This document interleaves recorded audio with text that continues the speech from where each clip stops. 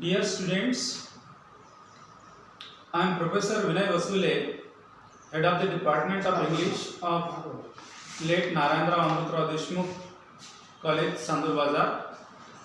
As per the guidelines of Sant Gadge Baba Amravati University, we are directed to take the online classes of the students. Due to the pandemic of coronavirus, that is COVID-19, actual teaching in the classroom is not possible, and that's why we are destined to take your classes online. So, being a lecturer in the subject of English, it is my duty to speak here in English language, but at the same time, for your better understanding, I will use to some extent Hindi and Marathi language so that you can understand me. Friends, you have sought admission in this college, and that's why I extend my warm welcome to you. Through this video, it is our attempt to reach to you and to keep you in touch with the syllabus prescribed by Sant Gadge Baba Amravati University. As you know that at the time of admission, you might have selected 5 subjects. Every one of you have selected 5 subjects. आपने admission लिया तब आपने 5 विषय select किए होंगे, and out of that 5 subject English is 1 subject. Compulsory English ये एक subject होगा आपको, and English is a compulsory subject among that 5. So at the outset I would like to tell you that in the academic year 2020-21 you are expected to complete your syllabus accordingly semester 1 and semester 2. Here I am speaking about semester 1.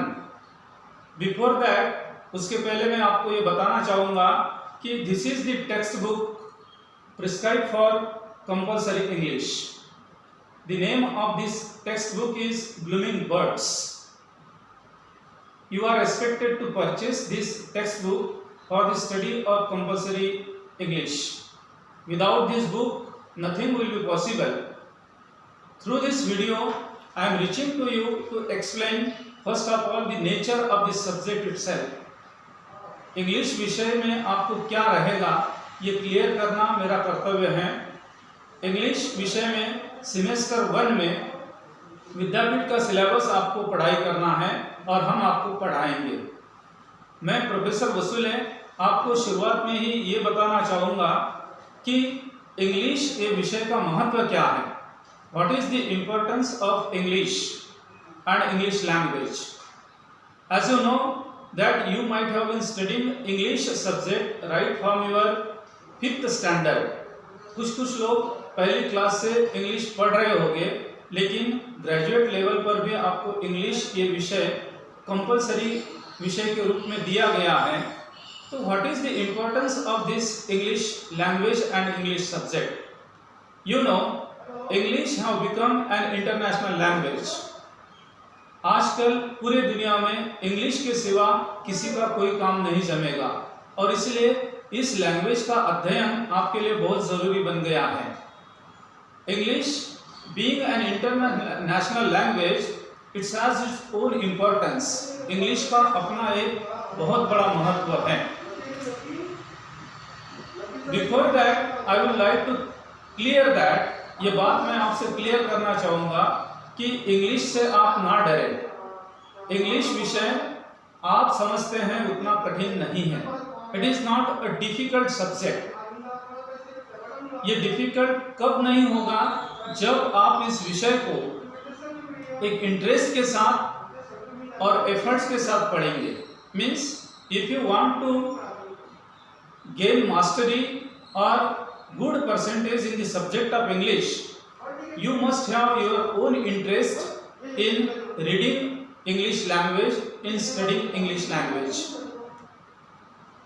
Nowadays, as English have become an international language, it is very much needed when after completion of your degree, when you will try to gain some job or service somewhere, at that time it will be very much needed. ये बहुत ज़रूरी होगा कि आपको English language लिखते आना चाहिए, English language आपको पढ़ते आना चाहिए और इंग्लिश में आप बोल पाएंगे।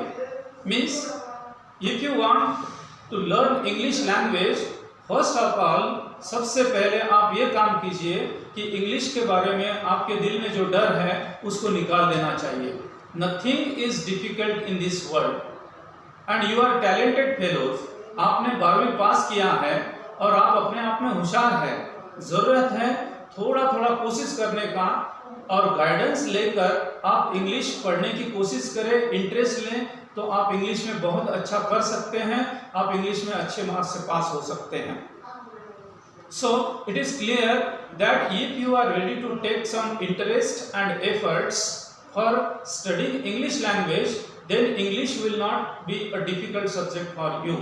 अगर आप रुचि लेते हैं, इंटरेस्ट लेते हैं और उस हिसाब से कुछ प्रयत्न करते हैं तो इंग्लिश आपके लिए बहुत ही सोपा विषय के रूप में आगे आएगा और आप अच्छे परसेंटेज प्राप्त कर पाएंगे। इंग्लिश एक डिफिकल्ट सब्जेक्ट नहीं है, इस बात से अगर आप शुरुआत करते हैं तो आपको इंग्लिश आराम से आ जाएगा और आपको उसका गाइडेंस करने के लिए हम लोग तैयार हैं। लेकिन it depends upon your interest and efforts in studying English language. आप कितना इंटरेस्ट लेते हैं, कितनी मेहनत लेते हैं, कितने प्रयत्न करते हैं, इस पर निर्भर करेगा आपके इंग्लिश में मार्क्स कैसे होंगे। We are ready to guide you.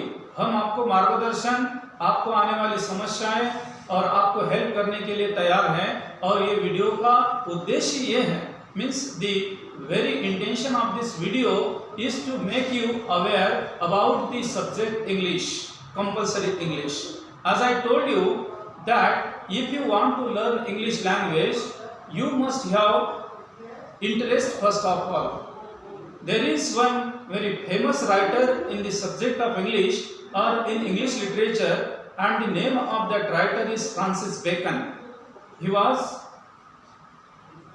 a very great writer in the subject of English. Francis Bacon ये बहुत बड़े राइटर होकर गए इंग्लिश में। वो कहते हैं कि reading make the full man, conference a ready man and writing an exact man.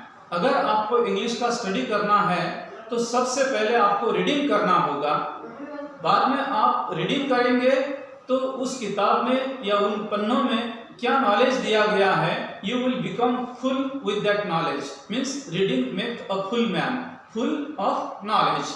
Secondly, जो आपने पढ़ा उसका वापर आप बोलने में करें। मीन्स आपको डिस्कशन या कॉन्फ्रेंस करना, चर्चा करना बहुत जरूरी है।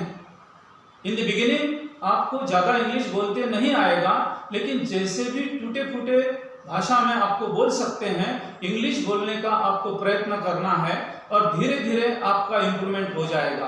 अगर कल आप 3 सेंटेंसेस ठीक बोल पाए तो दूसरे दिन आप 4 बोल पाएंगे, 8 दिन बाद आप 15 सेंटेंसेस बोल पाएंगे and slowly but surely you will develop your communication skill in the subject of English and English language itself. And then writing practice is very much needed.